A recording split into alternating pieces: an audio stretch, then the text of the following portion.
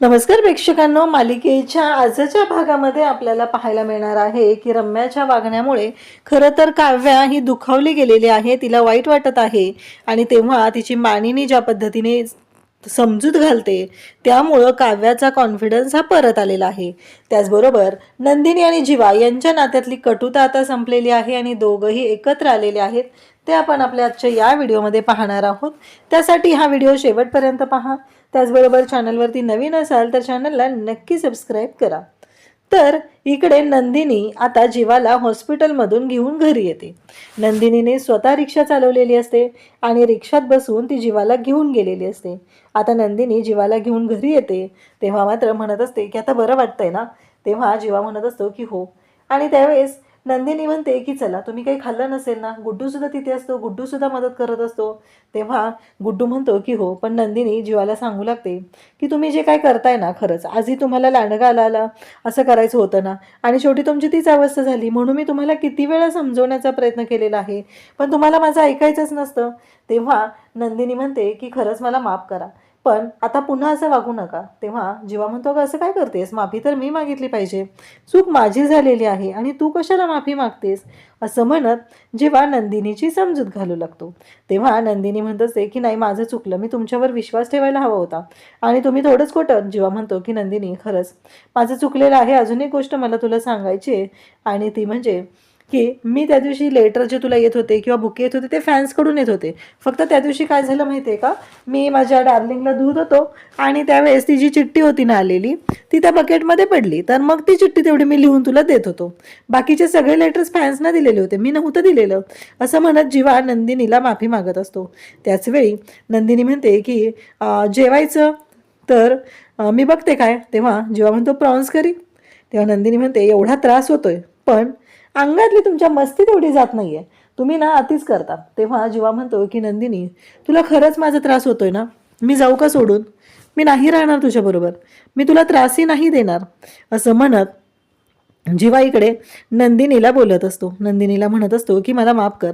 तेव्हा नंदिनी म्हणत असते की शांत व्हा, तुम्ही कुठेही जायचं नाहीये. तेव्हा जीवा म्हणतो की तुला जर वाटत असेल ना मी तुझ्या आयुष्यात नको आहे, तर मी कायमचं निघून जाईल, खूप दूर निघून जाईल तुमच्या सगळ्यांपासून, पुन्हा तुमच्या आजूबाजूलाही येणार नाही, असं इकडे जीवा सांगत असतो. त्यासोबतच इकडे आपल्याला पाहायला मिळतं ते म्हणजे जे सगळं आहे ते ज्या पद्धतीने घडलेलं असतं ते मात्र जीवाला त्रासदायक वाटत असतं आणि नंदिनीलाही आज चुकल्यासारखं वाटत असतं की काय आहे हे सगळं, म्हणजे आज माझ्यामुळं जीवांची ही अवस्था झाली असती. जीवा हसायला सुरुवात करतो. नंदिनी म्हणते चला. तेव्हा नंदिनीला जीवा म्हणतो की नाही नको, तुझा बाप असेल ना तिथं, तो नाही येऊ देणार मला आतमध्ये. नंदिनी म्हणते माझ्या बाबांना असलं तल्लीबन वल्लीबन काय बोलायचं नाही हा, मी ऐकून नाही घेणार आहे. तेव्हा जीवा म्हणतो की नाही नको. नंदिनी म्हणते चला, मी आहे ना, मी पाहते बाबांचं काय करायचं ते, असं म्हणत नंदिनी आता जीवाला घेऊन निघालेली आहे. इकडे जीवा नंदिनी एकमेकांना सावरतायत. जीवाचा तोल जात असतो, नंदिनीने त्याला पकडलेलं असतं आणि आत घेऊन जाते. इकडे आता रम्या मानिनी म्हणत असते की बाद झालं. रम्या बोलायला सुरुवात करते, मामी एक मिनटं माझं ऐकून घे. खरंच, असं म्हणत हात जोडते आणि बोलायला सुरुवात करते. मामी मी खूप प्रयत्न केले मला स्वतःला पार्थपासून दूर ठेवण्याचा, पार्थला विसरण्याचा. मान्य, मी पहिल्यापासून पार्थवर प्रेम करते, त्याचं लग्न झाल्यामुळे मी खूप प्रयत्न केले, पण एक गोष्ट सांग ना मामी, खरंच पार्थचा संसार चुकायचा चालू झालाय? काव्य आल्यापासून पार्थच्या आयुष्यात बघितलंस ना काय काय प्रॉब्लेम झालेले आहेत. अगं मी कधीच पार्थला दुखवणार नाही, त्याच्याशी खोटं वागणार नाही, त्याच्यावर मनापासून प्रेम करेल. मान्य आहे मला, तुला मी सून म्हणून कधीच पसंत नाहीये, पण जे काय घडत आहे त्या सगळ्याला जबाबदार कोण सांग ना प्लीज. मामी असं कर ना, असं म्हणत ती माफी मागू लागते. मला एक संधी द्या ना, मला पार्थसोबत लग्न करायचं आहे. असंही त्यांचा आता काही महिन्यांमध्ये डिवोर्स होणार आहे आणि हा जर डिवोर्स असाच राहिला किंवा असंच काही झालं, डिवोर्स झालाच, तर मला संधी मिळेल ना, कारण मला पार्थला जिंकायचं आहे, मला पार्थला आनंदात ठेवायचं आहे, मला त्याच्या डोळ्यात कधीच अश्रू येऊ द्यायचे नाहीत, असं रम्या बोलत असते. तेव्हा मात्र काव्याला खूप मोठा धक्का बसत असतो, कारण आज काव्या पार्थची बायको आहे आणि काव्याच्या समोर रम्याचं हे सगळं बोलणं चाललेलं असतं. विक्रम आणि मानिनी या दोघांनाही खूप त्रास होत असतो, दोघंही खूप चिडलेले असतात, त्यांची खूप चिडचिड होत असते. तेव्हा मात्र रम्या म्हणत असते की मान्य आहे मला, मी पार्थवर पहिल्यापासून प्रेम करते आणि पार्थलाही कुठेतरी माझ्याबद्दल काहीतरी वाटतं आणि मी कामाच्या बाबतीत सगळ्या बाबतीत मी कशी आहे हे तुम्हाला चांगलंच माहिती आहे, तरीही तुम्ही कोणीच मला समजून घेत नाही असं इकडे रम्या सांगत असते. आणि खरंच मला माफ कर मामी, मला माफ कर, कारण मला एक संधी द्यायची आणि का का मी देऊ नये सांग ना, आणि तुम्ही मला का संधी देत नाहीये? मला पार्थला जिंकायचं आहे, त्याच्याबरोबर सुखाने संसार करायचा आहे, हे सगळं सांगितलं जात असतं. तेव्हा मात्र काव्या तिथं असते. काव्याला खूप वाईट वाटतं. काव्याला कळतच नाहीये की हे सगळं काय होतंय आणि या सगळ्याचं काय करू मी आता, कारण काव्याचं आयुष्य पणाला लागलेलं आहे. काव्या पार्थवर जीवापाड प्रेम करू लागले आणि आता रम्याने सरळ सरळ इथे प्रेमाची कबुली देऊन टाकली. त्यामुळं काव्याला खूप वाईट वाटू लागतं. काव्या म्हणत असते की नाही, हे असं होता कामा नये, असं काव्याला वाटायला लागतं. तेव्हा रम्या इकडे विक्रमला म्हणते की मामा ऐकून तरी घे ना माझं, मला काय म्हणायचंय ते. अरे का तुम्ही मला संधी देत नाहीये? आणि विक्रम रम्याला ओरडायला सुरुवात करतो. तेव्हा मात्र आता पार्थने जी काही माती खाल्ली आहे ती मात्र खूपच भयानक अशी आहे, ज्याचा विचारही आपण करू शकत नाही. कारण पार्थ तिथे विक्रमला थांबवतो. तो म्हणतो बाबा शांत व्हा, थांबा बाबा तुम्ही. मानिनी म्हणत असते की अगं रम्या, तुला कळतंय का, काव्याचं लग्न झालंय पार्थ सोबत आणि काय बोलतेस तू, संसारात कुरघोडी असतात म्हणून काय त्यांचा संसार मोडायला निघालीस तू, असं इकडे मानिनी सांगत असते. परंतु इकडे रम्या मात्र ऐकायलाच तयार नसते.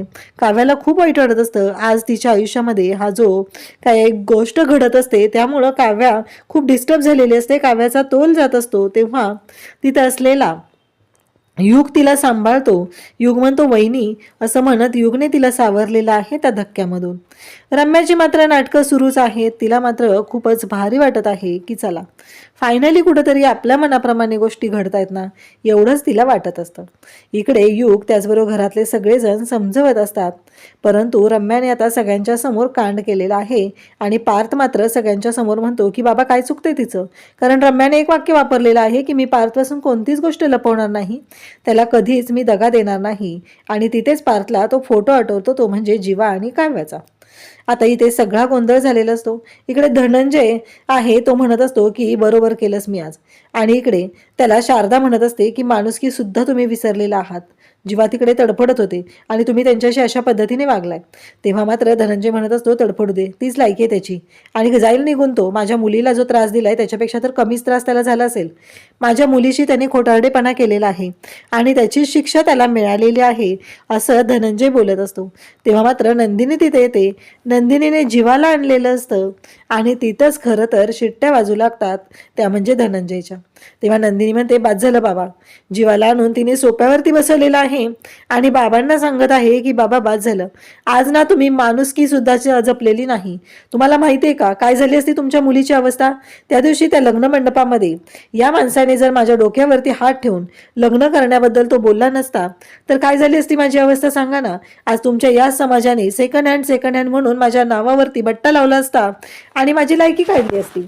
परंतु आज या माणसाने माझ्यासाठी जे काही केलेलं आहे त्याचा विचारही तुम्ही करू शकत नाही, कारण तुमच्या मनात पाप आहे आणि प्रत्येक वेळेस तुम्ही जीवांच्या बाबतीत चुकीचं करत आहात. आज जीवा बाहेर तरपडत होते, तुम्ही त्यांना हॉस्पिटलला नेलं नाहीत, पण आई मात्र उपचार करत होती, तर तुम्ही आईला सुद्धा घरामध्ये कोंडून ठेवलेलं आहे. ही गोष्ट मला अजिबात आवडलेली नाही. तेव्हा धनंजय म्हणत असतो अगं काय बोलतेस तू, आज काय झालं तर लगेच तू पागळीस. तेव्हा नंदिनी म्हणते तुम्हाला माहितीये का, तो दीपक एकदा दोनदा घरी आला काय, तुम्ही त्याला सुद्धा चांगलं म्हणालात, तेव्हा तुम्हाला चांगलं वाटत होतं, माझ्या ऑफिसमधला कलिग. पण त्याने मला जेव्हा फासावर लटकवलं होतं, मी मरणाच्या दारात होते, तेव्हा या माणसाने येऊन स्वतःच्या जीवाची पर्वा न करता माझा जीव वाचवलेला आहे, असं इकडे धनंजयला ती ऐकवत असते. आणि मग नंदिनी म्हणते चूक आणि गुन्हा यामध्ये फरक आहे बाबा, तुम्ही आज गुन्हा केलेला आहात, आज तुम्ही चुकीची गोष्ट केलेली आहात, कारण काहीही झालं तरीही तुम्ही ज्या पद्धतीने वागलेला आहात ते मात्र पूर्णपणे चुकलेलं आहे. तुम्ही तुमच्या चुकांवरती पांघरून घालू शकत नाही, कारण तुमच्या चुकाच एवढ्या मोठ्या झालेल्या आहेत. धनंजय म्हणत असतो अगं नंदिनी काय बोलतेस, मग एवढं सगळं झालं का आता तू विसरलीस, म्हणजे तुला जीवा तुझ्यासोबत जे वागलेलं तू विसरलीस? नंदिनी म्हणते की नाही, मी विसरलेली नाही आणि मी विसरणारही नाही, एवढं लक्षात ठेवा. कारण काहीही झालं तरीही मला माहिती आहे जीवा चुकलेले आहे, त्यांच्याकडून चूक झालेली आहे, परंतु त्यांच्या या चुकीची शिक्षा त्यांना अशा पद्धतीने देऊ नका, असं नंदिनी तिच्या बाबांना सांगत आहे. तेव्हा मात्र धनंजय म्हणतो की बाद झालं, जे काय करायचंय ते करा, असं म्हणत धनंजय रागाने तिथून आता निघून चाललेला असतो. नंदिनी म्हणते जीवा थांबा, मी तुमच्यासाठी खायला घेऊन येते. आईला सांगते की आई तू त्यांच्यापाशी थांब, त्यांची काळजी घे.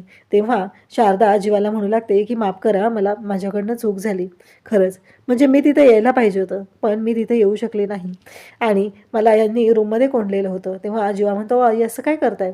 मग इकडे शारदा त्याच्या डोक्यावरून हात फिरवते. एकतर तो जावई आहे आणि त्यापेक्षाही पहिल्यापासून ती ओळखत आहेत ना एकमेकांना, आणि लाडका जावई आहे शारदाचा. तेव्हा मात्र आईच्या मायेने शारदा त्याचं सगळं करत असते. इकडे काव्याला मात्र खूप राग आलेला असतो. काव्याची चिडचिड होत असते, कारण आज पार्थ जे बोलला ते चुकीचं आहे. कारण पार्थने या पद्धतीने बोलायला नको होतं. आणि त्याच वेळी जेव्हा गोष्टी घडत असतात तेव्हा मात्र इकडे पार्थ म्हणालेला असतो की बरोबर आहे, रम्याचं बरोबर आहे आणि तिनं काही चुकीचं बोलत नाही. आणि त्याच वेळी इकडे ह्या सगळ्या गोष्टी घडत आहेत आणि त्यासोबतच हे सगळं जेव्हा चालू आहे आणि त्याचबरोबर जे पार्थने बोललेलं आहे त्याचा मात्र त्रास होत असतो. मानिनी येते आणि काव्याला मदत करू लागते. काव्य म्हणते काय करताय तुम्ही हे. मानिनी म्हणते तेच, तुला जायचं आहे ना, तुला मदत करते बॅग भरायला. बरं मी काय करते माहिती आहे का, तुला सोडूनच येते तुझ्या आईकडे, म्हणजे तिथे गेलं तर तुला बरं वाटेल, असं म्हणत आता ती बोलत असते. तेव्हा काव्य रडायला लागते. मानिनी म्हणते अगं काय करतेस तू हे सगळं, कुठं चाललीस बॅग घेऊन, त्या रम्याला ती संधी आणि चान्स देणार आहेस तू. अगं तू इथे थांबून पार्थचं मन जिंकणार आहेस, एवढ्या सगळ्या गोष्टी करणार आहे, मग हे सगळं कशासाठी करतेस तू, असं म्हणत मानिनी तिला ओरडत असते. तेव्हा मात्र काव्या म्हणत असते पण आई. तेव्हा ती म्हणते नाही, अजिबात कुठं जायचं नाही, माझी खमकी सून आहेस तू आणि अशी कुठे बॅग घेऊन निघालीस, अजिबात नाही आहे कुठे बॅग घेऊन जायचं, तू इथंच राहायचं आहेस, असं म्हणत मानिनीने तिला धीर दिलेला असतो. तर उद्याच्या भागात आपल्याला पाहायला मिळतं की नंदिनीने जेवणाचं ताट वाढून आणलेलं असतं आणि जीवाला ती जेवण भरवत असते. तेव्हा जीवाला ती म्हणत असते हा एक घास आईंचा. तेव्हा जीवा तो आनंदाने घास खातो. इकडे मानिनी मात्र काव्याची समजूत घालत आहे, तिला जवळ घेत आहे, तिला सांगत आहे की काळजी करू नको, सगळं व्यवस्थित होणार आहे. आणि मग इकडे नंदिनी जीवाला घास भरवत असते. त्यानंतर जीवा म्हणतो हा घास कोणाचा. तेव्हा नंदिनी विचारते सांगा कोणाचा. असं म्हणत नंदिनीला तो सांगतो की हा घास जीवाचा. असं म्हणत आता नंदिनीने पुढचा घास भरवलेला आहे. आणि इकडे मानिनीने काव्याची समजूत घालून तिला सांगितलेलं आहे की कुठंही जायचं नाही, हे घर तुझं आहे आणि तू या घरातच राहणार आहे. परंतु इकडे घडतं असं, युग आणि पार्थ बोलत असतात. युग तिला समजवत असतो तेव्हा पार्थ म्हणत असतो की सांग ना, मी कसा विश्वास ठेवू. कारण जेव्हा आता जीवा घरी येईल आणि जीवा घरी आल्यानंतर ते दोघं किचनमध्ये असतील, माझ्या विचारांना मी कसं थांबवू. तेवढ्यातच काव्या पाठीमागून आलेली आहे आणि नेमकं काव्याने ते ऐकलेलं आहे. अशाच अपडेटसाठी चॅनलशी कनेक्ट राहा. थँक्यू.